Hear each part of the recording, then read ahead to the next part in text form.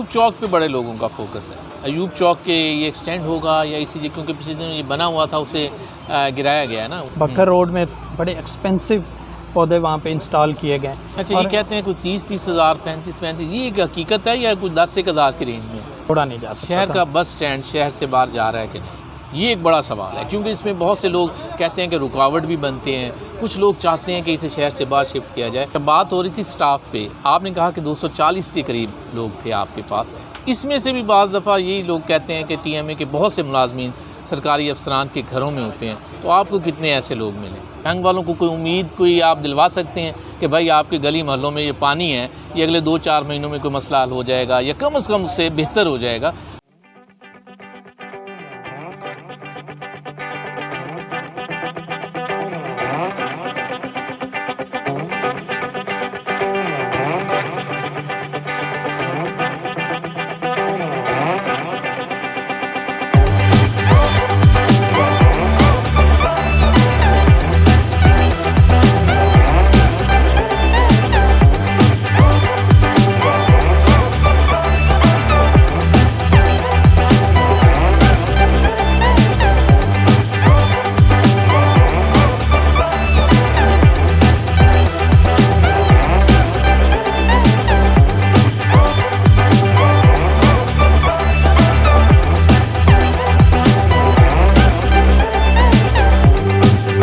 अस्सलाम वालेकुम।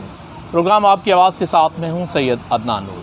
नाज़रीन, ज़िला झंग में इस वक्त देखा जाए तो शहर की बात मैं करूँ तो बहुत से मसाइल हैं। आए रोज़ मैसेज आ रहे होते हैं लोगों के कि शाह साहब पूछिएगा सीवरेज के क्या मसाइल हैं, इन्हें किस तरह हल किया जा सकता है। इसी तरह बहुत सी सड़कों के हवाले से हमारे पास कॉल्स आ रही होती हैं। तो आज मैंने कोशिश की कि आपकी बात को मानते हुए आज एक ऐसे ऑफिसर से आपकी मुलाकात करवाऊँ कि जो इन सब मसाइल के रिलेटेड हैं और इन्हें कहीं ना कहीं हल करने में अपना किरदार अदा कर रहे हैं। और ये बेसिकली अगर देखें तो इनकी बहुत सी जॉब्स अभी निकलेंगी। तो मेरा ख्याल है कि आदिल शहजाद प्रांजल साहब आज हमारे साथ हैं। इन्हें मैं खुशामदीद कहता हूँ और बहुत से सवाल इन्हें आज हम करेंगे और आपको बताएंगे कि आदिल शहजाद साहब का ताल्लुक़ किस शहर से है। अस्सलाम वालेकुम सर।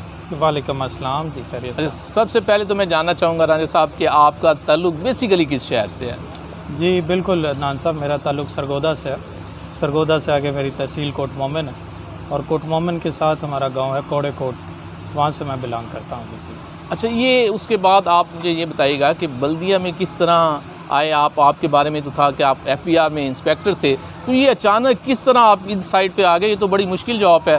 तो FBR का इंस्पेक्टर की तो बड़ी एक किस्म की वैल्यू और उसके काम भी बड़े बड़े होते हैं। जी बिल्कुल, मेरा जो प्रोफेशनल करियर है उसमें मैं इनफैक्ट FBR से पहले प्राइवेट सेक्टर में भी रहा हूँ। उससे पहले जो मेरा एजुकेशनल बैकग्राउंड है, मैं FC कॉलेज लाहौर का ग्रेजुएट हूँ। उसके बाद थोड़ा सा लम्स में जाना हुआ, वहाँ पे मेरे कोई कोर्सेज़ हैं इवेंट मैनेजमेंट एंड मार्केटिंग वगैरह में। तो बाकी उसके बाद जब ज्वाइन किया प्रोफेशनल, तो सबसे पहले मैं कोई प्राइवेट सेक्टर में रहा हूँ।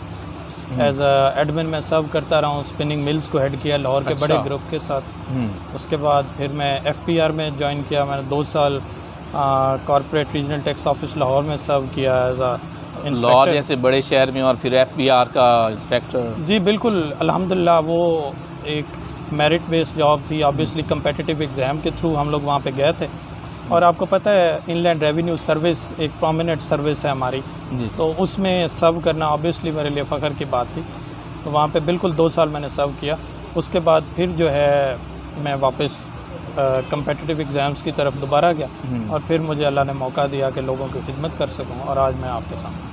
खिदमत का मौका मिला और वो भी इतने टफ़ एरिए झंग में, जिसे कहा जाता है कि इसका बल्दिया में कोई आने के लिए तैयार नहीं है। इसकी सीट के लिए कोई CO बनने के लिए नहीं आता। वो कहता है भाई जंग नहीं लगना, कहीं और लगा दें। तो आपको किसने कहा कि भाई जंग चले जाएँ? ये एक मुश्किल टारगेट किसने फंसाया या खुद आ गए? बिल्कुल, इस सिलसिले में बिल्कुल ये आप बिल्कुल सही आप बात कर रहे हैं।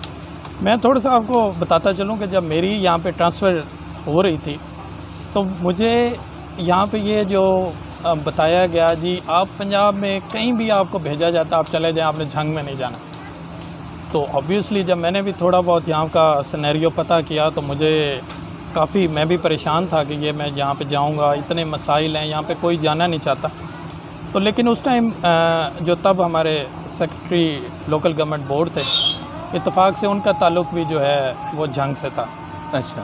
तो उन तक मेरी प्रोफाइल पहले पहुंच चुकी हुई थी, कोई उनको किसी ने सारा ब्रीफ किया हुआ था कि ये काम करने वाला ऑफिसर है, या जो भी उनका व्यूज़ थे मेरे बारे में, तो उन्होंने पर्सनली मुझे कॉल की और मुझे कहा कि नहीं, आप आदिल जंग जा रहे हैं और आप पे हमें पूरा ट्रस्ट है, आप वहाँ पे इंशाल्लाह डिलीवर करेंगे, आप कोशिश करेंगे, मेहनत करेंगे। तो फिर आप जंग पहुँच गए। बिल्कुल। उसके बाद ऑब्वियसली जब बॉस आप पे ट्रस्ट कर रहे हो और आप एक टास्क दे के भेज रहे हो, तो उसमें पूरी कोशिश होती है कि जाएँ, उस चैलेंजेस को फेस करें और उनको ओवरकम करें। अच्छा सर, आप सीईओ बल्दिया आ गए जंग, उसके बाद पहला काम ये होता है कि बंदा स्टाफ देखता है कि मेरा स्टाफ कितना है, पूरा है या स्टाफ कहीं इधर उधर है।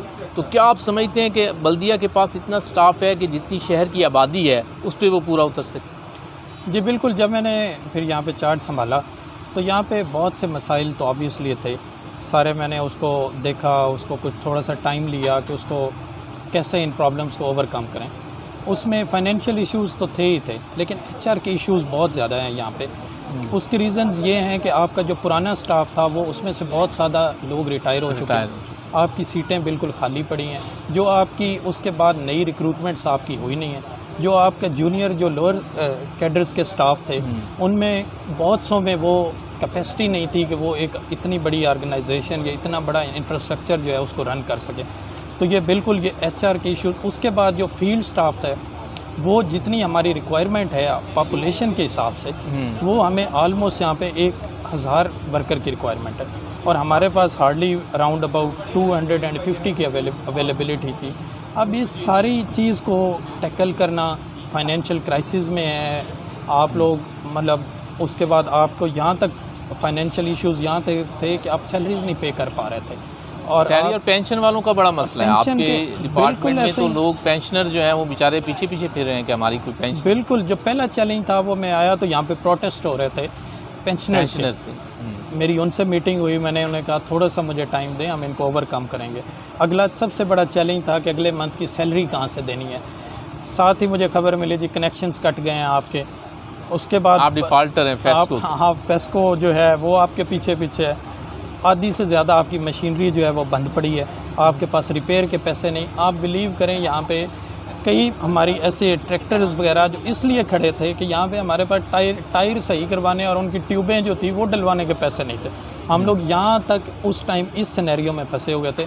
अब अगला चैलेंज था कि उसको ओवरकम करते या भाग जाते। अच्छा, बात हो रही थी स्टाफ पे, आपने कहा कि 240 के करीब लोग थे आपके पास। इसमें से भी बाज़ दफ़ा यही लोग कहते हैं कि टीएमए के बहुत से मुलाजमीन सरकारी अफसरान के घरों में होते हैं, तो आपको कितने ऐसे लोग मिले? हाँ, मैं इसमें कुछ चंद एक लोग थे, मैं उससे बिल्कुल डिनाई नहीं करूँगा कि बिल्कुल 100% यहाँ पे अवेलेबल थे। कुछ जो थे उन पे पूरी हमने कोशिश की कि उनको वापस लाया जाए, लेकिन एक इस तरह भी लाया जाए कि कोई मेस क्रिएट ना हो, और उसके लिए प्रॉपर हमने सिस्टम्स बनाए कि इनकी अटेंडेंस भी गेज हो, ये काम भी करें। और इसमें मैं अभी आज की अगर आप बात बताऊं, हमने थर्ड पार्टी जो एजेंसीज़ के थ्रू उनकी मॉनिटरिंग करवा के एक मैकेनिज़्म इंटरनेट डिवाइस किया, तो आज की अगर मैं रिपोर्ट आपसे बताऊं तो हमारी 94% आज की अटेंडेंस थी। पहुंचे हुए थे आप? जी बिल्कुल। हम लोग उन्हें इंश्योर किया, उसमें थोड़ा सा टाइम ज़रूर लगा चीज़ों को वापस लाने में, लेकिन अल्हम्दुलिल्लाह हम उसमें कामयाब हुए, अपना टारगेट हमने अचीव किया। अच्छा, शहर का बुनियादी मसला जो इस वक्त चल रहा होता है, जो आपको सबसे ज़्यादा फेस करना पड़ रहा है, वो सीवरेज है।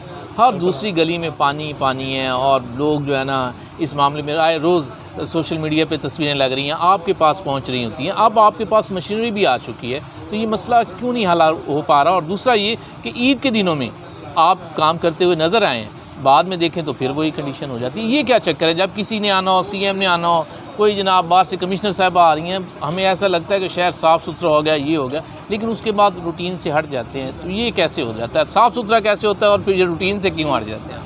अच्छा, नहीं, उसमें सबसे पहले तो मैं आपको ये बताऊं कि आपने कहा कि आपके पास मशीनरी आ चुकी है और बहुत सारा, उसमें देखें दो सेपरेट चीज़ें, एक है आपकी सॉलिड वेस्ट मैनेजमेंट और दूसरी है आपकी जो है वो लिक्विड या जो आपका सीवरेज और वो वाले इश्यूज़ हैं जो लोगों के घरों में आप पानी दाखिल जो घरों में बिल्कुल प्रॉब्लम्स हैं हमारे में। अच्छा, उस सिलसिले में भी मैं सीवरेज के मसले पे अगर डिस्कशन करूं, आप और हम सारा शहर घूमते हैं, ठीक है, मैं ये बिल्कुल कहूँगा हमारे इश्यूज़ हैं, लेकिन ऐसा नहीं है कि 100% हर एरिया ही हमारा डूबा हुआ है।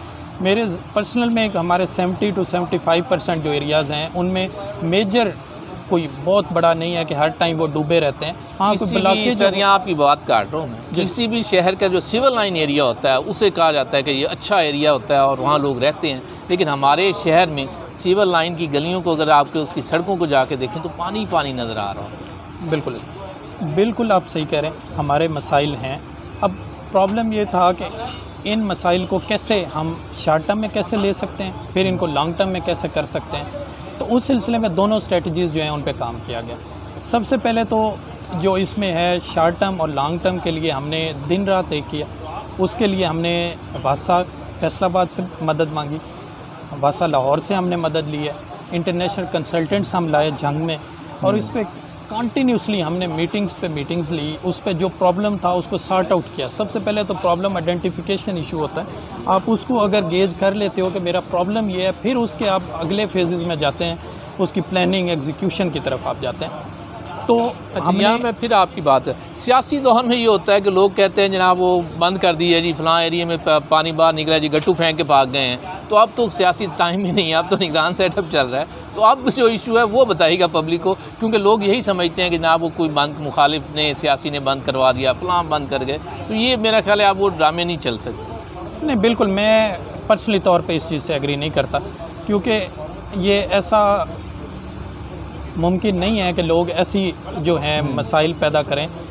लेकिन कोई एक आधा कोई शरपसंद अनासिर जो होते हैं वो करते हैं ऐसा। पिछले दिनों में कुछ एक हमने रिपोर्ट भी हुआ है, मीडिया में रिपोर्ट हुआ है, उसकी वीडियोस भी वायरल हुई हैं। लेकिन मैं हमेशा उसमें ये देखता हूँ कि उसकी पॉजिटिव साइड कौन सी है, कि ये प्रॉब्लम्स हैं कि इसको हम ओवरकम कैसे कर सकते हैं, उसका सलूशन की तरफ जाया जाए, ना कि हम बहाने बनाएं कि जी ये उस वजह से हो गया। अक्सर ये होता रहा है हमारे। बिल्कुल ये होता है। लोग कहते हैं मेरे लिए भी ये बड़ा आसान है, हमारे बल्दिया के लिए जी अब भी ये हो रहा है। लेकिन मैं इस चीज़ पे बिल्कुल नहीं बिलीव करता कि ये ऐसी चीज़ अगर है भी तो, लेकिन हमें इन चीज़ों को ओवरकम करना है। जब हमारा सिस्टम काम करेगा, हमारे ये जो इंफ्रास्ट्रक्चर है वो उस लेवल का होगा, तो मेरा नहीं ख्याल ये इशूज़ अच्छा, कब तक ये हो सकता है कि सीवरेज का सिस्टम कुछ बेहतर हो सकता है? जंग वालों को कोई उम्मीद कोई आप दिलवा सकते हैं कि भाई आपके गली मोहल्लों में ये पानी है, ये अगले 2-4 महीनों में कोई मसला हल हो जाएगा या कम से कम उससे बेहतर हो जाएगा?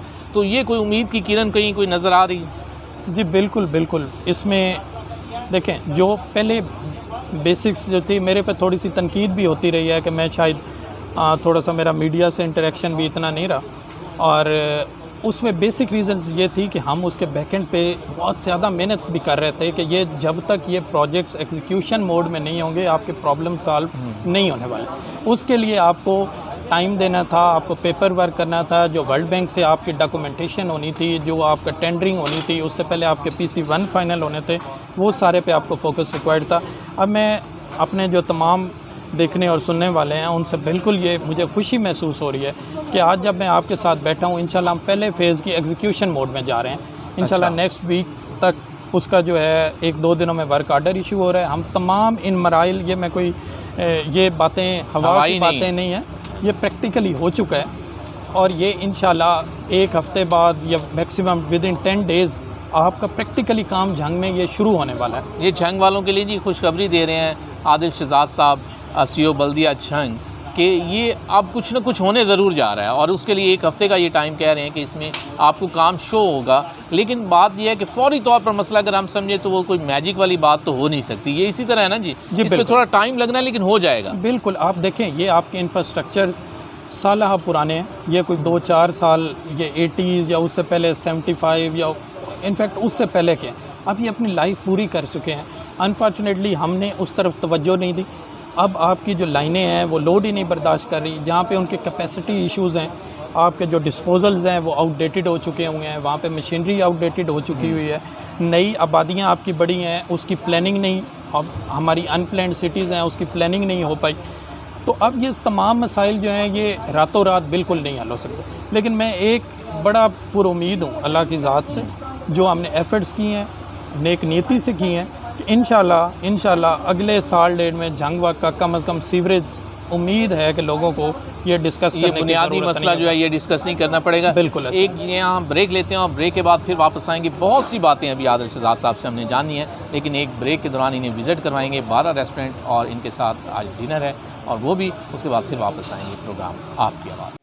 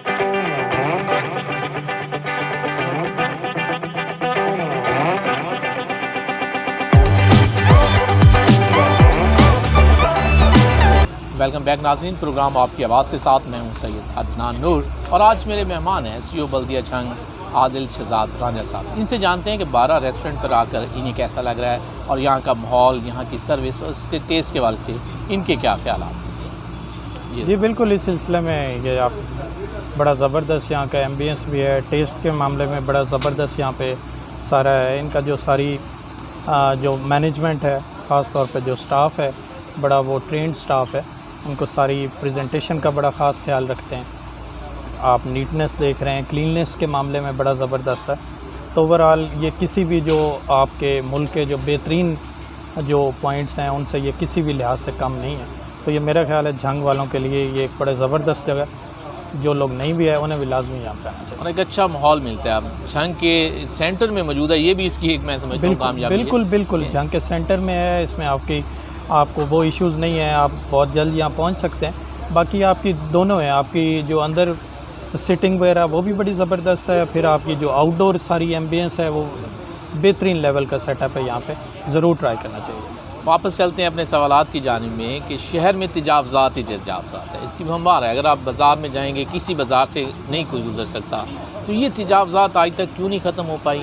मेरे ख्याल में आप लोग, जो मुझे अब तक पता चला है बीइंग जर्नलिस्ट, कि आप अंडर प्रेशर होते हैं अंजुमन ताजरान के भी, तो इस हवाले से आप क्या कहें? हाँ नहीं, बिल्कुल तजावज़ात जो है वो एक हमारा ओवरऑल मुल्की लेवल का इश्यूज़ है। बल्कि आप देखें तो ये पूरे सब कॉन्टिनेंट का ये इशू है, क्योंकि हमारा जो बहुत सा जो गरीब तबका है वो उसमें ये रेडियाँ और ठेले और इनसे इनका सोर्स ऑफ इनकम जो है वो है। तो उस सिलसिले में दो किस्म की तजावज़ात हैं होती हैं, एक जो परमानेंट इंक्रोचमेंट्स और दूसरी टेम्परेरी इंक्रोचमेंट्स। टेम्परेरी इंक्रोचमेंट्स में हमें ये इश्यूज़ आ रहे होते हैं कि आप फ़ौरन से जाते हैं, उनको रिमूव करवाते हैं, लेकिन वो फिर वापस वहाँ पे मूव करते हैं। उस सिलसिले में हमने यहाँ पे स्पेशल स्क्वाड्स बनवाए हैं। आप अभी देखें, शहर में मोटरसाइकिलों पे 3 स्क्वाड बनाए गए हैं जो कंटिन्यूसली जो मेन हाईवेज़ हैं उन पे घूम रहे होते हैं, और ताकि जो मूवेबल चीज़ें हैं उनको फ़ौरन से वो वापस करवाया जा सके। बाकी रही आपकी जो बाज़ारों के अंदर इंक्रोचमेंट्स हैं, बिल्कुल वो हमारा एक इशूज़ है। उसमें हमारी अंजुमन ताजरान से भी बात हुई है। हम चाह रहे हैं कि वो वॉलंटियरली हम उनको लाइनें लगा के इंशाल्लाह दे रहे हैं फ्यूचर में, कि वो कोई भी उसको तजावुज़ ना करे, और जो उससे तजावुज़ात वापस वो कायम रखेंगे तो ज़रूर उनके खिलाफ़ एक्शन लिया जाए। अच्छा, शहर में जो नक्शे आप पास करते हैं उसमें ख़ास तौर पर अगर देखें तो बिल्डिंग्स जो बन रही हैं उसमें पार्किंग का कोई ख्याल नहीं लोग रखते, और जिस तरह मर्जी है नक्शा आपके पास एक फ़ाइल जमा करवाई, उसके बाद बिल्डिंग बना दी, पता नहीं उधर से पास हुआ नहीं हुआ, लेकिन वो लोग बिल्डिंग बना के अपनी अलहदा ही बार पार्किंग, लोगों को सरकारी जगहों पर भी उन्होंने टैक्स लगा रखे हैं। तो इस हवाले से आपका डिपार्टमेंट क्या है? जी बिल्कुल, इसमें 2 सिलसिले। एक तो पार्किंग मैनेजमेंट सिस्टम भी हमारे पास यहाँ पे नहीं है, कि कोई भी जो पार्किंग है वो मतलब जो गाड़ियाँ हैं वो कहीं भी रोड पे पार्क हो जाती हैं। तो उस सिलसिले में एक तो हम वो निज़ाम बना रहे हैं। दूसरा ये है कि जो हमारा जो नक्शे पास करने का क्राइटेरिया है, जो मॉडल बाईलॉज बने हुए हैं, अभी पुराने जो लाज हैं उनके मुताबिक जो है वो बिल्डिंग्स को अप्रूवल दी जा रही है। उस सिलसिले में बिल्कुल हमने एक अभी कमेटी तश्कील दी है कि जो मॉडर्न तर्ज पे जो रिक्वायरमेंट्स हैं अब, कि वो जो भी मॉडर्न बड़े शहरों में जितने क्राइटेरिया जो बने हैं हम भी उसको अडॉप्ट करें, और उस नए जो हमारे रूल्स हैं उनके मुताबिक ही अब जो नई बिल्डिंग्स होंगी इंशाल्लाह उन्हीं के मुताबिक हम उसकी मंजूरी। अगर मैं ये पूछूं कि बल्दिया के पास रेवेन्यू अपना जनरेट करने के लिए क्या सोर्सेज हैं, इस हवाले से आप क्या कहें? जी बिल्कुल, एक इतने मैसिव इदारे चलाने के लिए ऑब्वियसली एक बड़े रेवेन्यू की ज़रूरत होती है, लेकिन माजी में अनफॉर्चुनेटली ये हुआ है कि हमारे जो भी मेजर सोर्स ऑफ इनकम थे इस इदारे को रन करने के लिए वो आहिस्ता आहिस्ता ख़त्म होते गए। मंडियाँ हमारा बड़ा एक मेजर सोर्स ऑफ इनकम हुआ करता था, उसके बाद हमारा advertisement major source of income था। वो तो आपने अपने पाँव पे खुद कुल्हाड़ी मारी है, मुझे पता है, वो मेरे इल्म में है कि आप उन लोगों में से हैं कि जो अपने सोर्स ऑफ इनकम को ख़त्म करने में एक सोर्स ऑफ इनकम जिसकी हमें कॉस्ट अगर ये पे करनी पड़े कि उससे हमारी कोई इंसानी जानों को खदशा हो, उसके बाद हमारी शहर की जो खूबसूरती में उसमें फ़र्क आ रहा हो, उसमें तजावज़ात उनकी आड़ में बढ़ रही हों, तो वो ऑब्वियसली उसके लिए हम कभी भी वो ऑप्शन आप नहीं करेंगे। हाँ, उसके लिए उस सोर्स को बेहतर करने के लिए ये ज़रूर किया जा सकता है कि उसको कोई किसी तरतीब के साथ, किसी एक सिमेट्री के साथ, किसी ओपन स्पेस पे साइड पे उसको इजाज़त दी जा सकती है। लेकिन इस तरह बेहंगम तरीके से, जैसे माजी में हमारे शहर में हर चौक में, हर रोड पे, जो कि बिल्कुल ऐसा नहीं था कि वो सेफ्टी मेजर्स के बगैर वो सारे बोर्ड्स लगे हुए थे, उनको रिमूव करना ऑब्वियसली वो एक मुश्किल टास्क था, लेकिन वो हमें स्टेप लेना था क्योंकि इस तरह शहर सारे को इस तरह छोड़ा नहीं जा सकता। शहर का बस स्टैंड शहर से बाहर जा रहा है कि नहीं, ये एक बड़ा सवाल है, क्योंकि इसमें बहुत से लोग कहते हैं कि रुकावट भी बनते हैं। कुछ लोग चाहते हैं कि इसे शहर से बाहर शिफ्ट किया जाए, या आप बता सकते हैं कि ये अगर शहर से बाहर जाता है, चला भी जाएगा ये शहर से बाहर कि नहीं, और फिर इसका जो रेवेन्यू होगा वो ज़िला कौंसिल के पास जाएगा कि आपके पास? नहीं, इस सिलसिले में बिल्कुल एक कॉन्फ्लिक्ट माजी में रहा है कि जो RTA हमारा डिपार्टमेंट है वो इसको अपनी तहवील में लेने के ख्वाहिशमंद है कि हम इसको ऑपरेट करें। लेकिन आप देखें कि इदारे जो बल्दिया है वो सर्विसेज सारे शहर को देती है। अगर ये मेजर सोर्स ऑफ इनकम एक हमारा ये भी हमारे पास से निकल गया तो ये इदारे चलाना, लोगों को ये सफाई सुथराई सारी सर्विसेज देना, ये सॉर्ट ऑफ नामुमकिन हो जाएगा। तो उस सिलसिले में ये सोर्स ऑफ इनकम अपने पास रखने के लिए हर मुमकिन बल्दिया ने माजी में भी कोशिश की है और अब भी हम इस पर इंशाल्लाह कोशिश करेंगे। जो आपका पहला पार्ट था कि जो लारी अड्डा है क्या वो शहर से बाहर शिफ्ट हो रहा है या नहीं? अच्छा, इस सिलसिले में बिल्कुल जो हमने प्रोजेक्ट इसी के लिए प्रपोज़ किया था कि इसी को हम जो है वापस रिकन्स्ट्रक्शन और इसको जो एग्जिस्टिंग हमारा बस स्टैंड है उसको करें। लेकिन जब हम इसको P&D में लेके गए, वहाँ पे बल्दिया की तरफ से मैं ही उसको डिफेंड कर रहा था अपने उस सारे प्रोजेक्ट को, तो उसमें बिल्कुल कुछ वैलिड पॉइंट्स वहाँ से रेज़ हुए और ऑब्जेक्शन हमारे उस प्रोजेक्ट पे लगा कि इसमें ऑलरेडी आपका शहर कंजस्टेड है, ऑलरेडी आपका सरगोदा रोड अयूब चौक जो है वो आजकल चौक होता है कि आपकी हैवी ट्रैफिक की वजह से। अगर आप इसको बस स्टैंड को इसी को बनाते हैं, इट मीन्स आप सारी हैवी ट्रैफिक बाहर की तो दावत देने के अंदर दावत दे रहे हैं कि आप अंदर आएँ। और आप देखें ये आपका लारी अड्डा 1974 से चला रहा है, उसके बाद अब सोचा जा रहा है कि इसको अपग्रेड किया जाए, इसको बेहतर किया जाए। तो अगले आने वाले 30-40 साल का आपने सोचना है कि क्या आपने अड्डा यहाँ रखना है, कि क्या आपका शहर एक्सटेंड होगा, आप इसको बाहर ले जाएं ताकि कनेक्टिविटी भी बढ़ेगी, आपके शहर एक्सपेंड करेंगे। और दूसरा सबसे बड़ी बात है कि जैसे बड़े तमाम शहरों में अड्डे बाहर जो मौजूदा सिटी के अंदर भी थे उनको बाहर शिफ्ट किया गया है। तो इसलिए मैं ज़ाती तौर पे ये समझता हूँ कि अड्डा आपका बिल्कुल बाहर शिफ्ट होना चाहिए। आपने अपनी लॉन्ग टर्म प्लानिंग करनी है, आपने अपनी सिटी को डेवलप करना है, तो ताकि आपके नए उससे सोर्स ऑफ इनकम भी बढ़ेगी, जनरेशन के जो उसके इर्द गिर्द मार्केट्स बनेंगी सारी। तो लेकिन आप इसका मैं करंट स्टेटस जानना चाह रहा हूँ कि ये वहाँ बन जाएगा, इस पर वर्क हो चुका है कि शहर से बाहर बन जाए? जी बिल्कुल, मैं इसमें 90% पूरी उम्मीद हूँ कि इसमें इंशाल्लाह अड्डा शिफ्ट होगा और इसमें जो नेसेसरी हमारे प्रोसेस है वो सारा जारी है। उसका PC1 हमारा इंशाल्लाह अभी तकमील के मराइल में, वो जो ही होगा हम दोबारा P&D जाएंगे और हम होपफुल हैं कि हमें वहाँ पे उसकी अप्रूवल मिलेगी और हम इसको एग्जीक्यूशन फेज़ में ले जाएंगे। अच्छा, शहर की खूबसूरती के हवाले से कोई भी शहर हो जिसकी आउटलुक निकालने के लिए मेरी बड़ी कोशिश रही, जब भी कोई मीटिंग मेरी रही किसी आला अफसर से, तो यही कोशिश रही कि शहर की खूबसूरती पर कुछ तवज्जो दी जाए, इससे कुछ बनाया जाए ताकि बाहर से आने वालों के लिए ये शहर कुछ थोड़ा लगे कि यार वाकई हम शहर में आए हैं। क्योंकि बहुत से लोग अब ये कहना शुरू हो गए छंग एक गाँव है, या ये कल को कोई चक नंबर 447 बन जाएगा या 47 बन जाएगा। तो आपका डिपार्टमेंट पिछले दिनों हमें कुछ शो हो रहा था कि कोई मॉडल चौक वगैरह बनने जा रहे हैं, तो वो कोई स्टेटस उसका क्या है करंट, कि वो बन जाएंगे या वो फिर कागजी हैं? कागज़ों में हमने बहुत सी चीज़ें जंग में बनते देखी, तो ये कागज़ क्या चलेंगे? अच्छा, बिल्कुल, ये आपका बड़ा अच्छा सवाल है और इसमें ये एक ऐसी चीज़ है कि जो मेरे भी दिल के बड़े करीब है और जो हमारे डिप्टी कमिश्नर साहब हैं उनका भी विजन यही है और कोई भी जो जी शऊर बंदे हैं उनको बिल्कुल ये उनकी ख्वाहिश होती है कि जो हमारे शहरों की है वो आउटलुक जो है वो बेहतर होए। तो उस सिलसिले में जो है 3-4 जो प्रोजेक्ट्स हैं वो कंसीव किए गए हैं। सबसे पहले आपके जो प्लांटेशन पे बड़ा ख़ास फोकस हमने किया है। आप देख रहे हैं हमारा माशाल्लाह सरगोदा रोड आप देखें, बड़ी ज़बरदस्त वहाँ पे प्लांटेशन की गई है और अब वो बड़ी खुशी होती है हम जब आप उसके पास से गुज़रते हैं कि वो अल्हम्दुलिल्लाह सारे पौधे जो हैं वो सर्वाइव कर गए, उसकी बड़ी हमने केयर की है। उसके बाद टोबा रोड के आप पौधे देख लें, वहाँ पे पौधे भी हमारे सर्वाइव सारे कर चुके हैं। अभी रिसेंटली हमने कंप्लीट किया अपना बखर रोड में बड़े एक्सपेंसिव पौधे वहाँ पे इंस्टॉल किए गए। अच्छा, ये कहते हैं कोई 30 हज़ार 35 ये एक हकीकत है या कुछ 10 हज़ार की रेंज में? ये क्लियर कर दें, क्योंकि जब हम बैठते हैं ना तो फिर बातें बहुत सी निकलती हैं, तो ये आप ही क्लियर नहीं, ये इसमें एग्जैक्टली तो वो बता सकेंगे हमारे डिपार्टमेंट वाले जो उसमें रेलिवेंट बंदे हैं। लेकिन ये काफ़ी जो हैं कॉस्टली हैं। उसमें ऑब्वियसली ये चीज़ थी कि एक है कि छोटे पौधे यहाँ पे इंस्टॉल किए जाएं, कोई उसको जानवर तबाह कर जाएं या वो चलने के लिए उनको टाइम लगता है। एक है कि जो अच्छी क्वालिटी और जो बड़े पौधे हैं वो लगाए जाएं। तो हमने ये एक मुश्किल डिसीजन था वो डिप्टी कमिश्नर साहब ने उनके वीएन के मुताबिक वो हमने डिसीजन लिया और अल्हम्दुलिल्लाह वो इंस्टॉल हुए। सरगोदा रोड और टोबा रोड के आपके पौधे सर्वाइव कर गए। पक्कर रोड हम बड़े पुरुमीद हैं कि इंशाल्लाह वो भी सर्वाइव करेंगे। और ये एक ऐसी चीज़ है कि जो कंटिन्यूसली, अब उसके बाद उसमें कोई ज़्यादा एफर्ट्स हमें रिक्वायर्ड नहीं है, जस्ट उसका जो भी नया सेटअप आता है उसकी जस्ट वाटरिंग जो है वो उसकी केयर करेगा।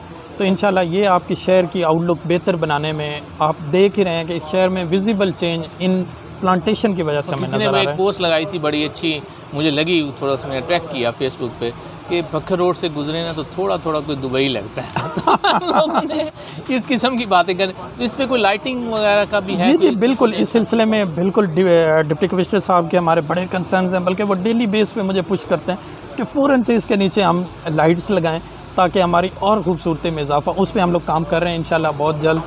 अभी आप देखेंगे एक और हम शुरू करने लगे हैं कि जो हमारे फूल शहर के अंदर चौकों में, चौराहों में, वो उनकी कमी है, उस सिलसिले पे हम काम कर रहे हैं। बाकी ब्यूटिफिकेशन के जो आपने चौक्स का ख़ास तौर पे जिक्र किया, उस सिलसिले में इंशाल्लाह आप देखेंगे आने वाले मैक्सिमम 10 to 15 डेज़ में हमारे जो चौक्स हैं उन पे काम शुरू होने जा रहा है। और वो बड़े ज़बरदस्त किस्म के जो उनके डिज़ाइंस हैं वो उनको फाइनलाइज़ किया गया है। हमारा जो ख़त्म नबूवत चौक है, डीसी पार्क जिसे आप कहते हैं, आपने बार बार जिक्र किया डिप्टी कमिश्नर साहब को, मैं भी यही करने लगा था कि आपके डिप्टी कमिश्नर का पार्क की हालत देख लें ज़रा। हाँ बिल्कुल, देखिए उसका नाम डिप्टी कमिश्नर पार्क ज़रूर था, लेकिन पार्क आपको भी पता है वहाँ पे एग्जिस्ट नहीं करता था। तो अभी पिछले दिनों में हमने ही उसकी दीवार करवाई थी, क्योंकि वहाँ पे कोई कब्ज़े का चीज़ें चल रही थी। हमने रातों रात वहाँ पे दीवार उसको वापस अपनी कस्टडी में लिया। अब वहाँ पे इंशाल्लाह आप देखेंगे एक बहुत ही खूबसूरत किस्म का वहाँ पे क्लॉक बनने लगा है, वहाँ पे एक पार्क बनेगा, ग्रीनरी होएगी। उसके बाद आगे ख़त्म नबूवत चौक के अंदर एक बड़ा ज़बरदस्त मॉडल है, उस पर कुल लिखे जाएंगे चारों। हमारा आगे जो आप आ जाते हैं यूसुफ शाह रोड के एंड पे, वहाँ पे एक ज़बरदस्त किस्म का क्लॉक टावर बनने जा रहा है। और जो हमारा थाना सदर चौक कह लें, इस्लामिया स्कूल की वॉल्स कह लें, वहाँ पे एक वॉल्स के साथ छोटा सा पार्क भी बनेगा, ओपन लाइब्रेरी का कॉन्सेप्ट दिया जा रहा है। अच्छा, इस तरह हम ये जो अयूब चौक पे बड़े लोगों का फोकस है, अयूब चौक के ये एक्सटेंड होगा या इसी, क्योंकि पिछले दिनों ये बना हुआ था उसे गिराया गया है ना वो सेंटर में, बिल्कुल, तो ये क्या बनने जा रहा है? बिल्कुल, अयूब चौक का जो कंसर्न थे बतौर COMC मैंने रेज़ किए थे डिप्टी कमिश्नर साहब से कि वो मामला जो हैं वो रेलिवेंट डिपार्टमेंट्स, क्योंकि ये हाईवे का एरिया यहाँ पे आता है, MC उसको डील नहीं करती, कि ये आपका सेंट्रल हब भी है, बल्कि शायद आपको याद हो एक दफ़ा पंजाब में सेंटर ऑफ द पंजाब, ये वही मैं एग्जैक्टली ये कहना चाह रहा था। तो और इसमें अभी भी हमें बड़े ट्रैफिक के मसाइल हैं वहाँ पे। इन लॉन्गर रन इसको बिल्कुल एक्सपेंड होना चाहिए। इसका बेहतरीन किस्म का एक डिज़ाइन जो रिक्वेस्ट की गई है हाईवे से कि वो बनाएं, इस तरह के कहा यह कि ट्रैफिक के फ़्लो में भी ना हो और हमारे शहर की जो खूबसूरती है वो भी इसमें नुमाया हो सके। तो वो उस पर हाईवे वाले काम कर रहे हैं। बाकी जो चौक्स हैं हमारे, उस पर MC की तरफ से वो सारे फाइनल हो चुके हुए हैं उनके मॉडल, उसमें हम एग्जीक्यूशन फेज़ में जा रहे हैं। आखिर में मैं चाहूँगा कि झंग के लोगों के लिए कोई मैसेज देना चाहें आप हमारे इस प्रोग्राम के लिए। मैं हाँ, इसमें यह था कि काफ़ी जब हम MC में या उसमें लोगों को हमसे गिले शिकवे भी होते हैं और कुछ लोग हमसे खफा भी हैं, नाराज़ भी हैं, और बहुत से ऐसे लोग हैं जो हमारी सारी इस मेहनत की बड़ी तारीफ़ भी कर रहे हैं। तो मैं खुद से एक बिलीव रखता हूँ कि हमारा, मैं वो एक शेर में मैं कहूँगा, माली दा कम पानी देना भर भर मशकां पावे, मालिक दा कम फल फुल लाना लावे या ना लावे। तो यकीन मानिए जो ह्यूमनली पॉसिबल एफर्ट्स हो सकती हैं इस टाइम, आपकी डिस्ट्रिक्ट एडमिनिस्ट्रेशन है, MC की एडमिनिस्ट्रेशन है, और जितने भी एडमिनिस्ट्रेटिव अफसरान हैं, जो पॉसिबल एफर्ट्स हैं वो की जा रही हैं। और मैं बड़ा पुरुमीद हूँ कि इंशाल्लाह ये हमारे प्रोजेक्ट्स जब फाइनल होंगे तो लोग, अभी से मिसालें दूसरे डिस्ट्रिक्ट्स में झांकी दी जा रही हैं कि हमारी माशाल्लाह ये इतनी जल्दी हमने ये सारे फेजेस जो हैं वो मुकम्मल किए हैं। तो इंशाल्लाह आने वाले दिनों में मैं पुरुमीद हूँ कि जंग वाले जो कुछ हमारे दोस्त हमसे खफा भी हैं कि शायद उनकी एक्सपेक्टेशंस पे अभी हम पूरा नहीं उतर पा रहे, लेकिन उसका वे यही है जिसके ऊपर हम काम कर रहे हैं। कोई शॉर्टकट नहीं है, यही हल है। इंशाल्लाह ये कंप्लीट होंगी चीज़ें तो आपके जो गिले शिकवे हैं वो सारे दूर। बहुत शुक्रिया आदिल साहब। जी नाज़रीन, आज मैंने इंटरव्यू आपको सुनवाया CO बल्दिया आदिल शहजाद रांझा साहब का, और बहुत सी बातें कोशिश की कि हम कवर करें। यकीनन आप लोग अभी मुझसे नाराज़ भी होंगे क्योंकि बहुत से सवालात ऐसे हैं जो अभी बाकी हैं, लेकिन वो इसलिए रख लिए गए हैं कि फिर कभी भी मुलाकात का जो सिलसिला है इसे हम लेके चल सकें। इसके साथ ही अपने मेज़बान सैयद अदनान नूर को इजाज़त दीजिए। अल्लाह निगहबान।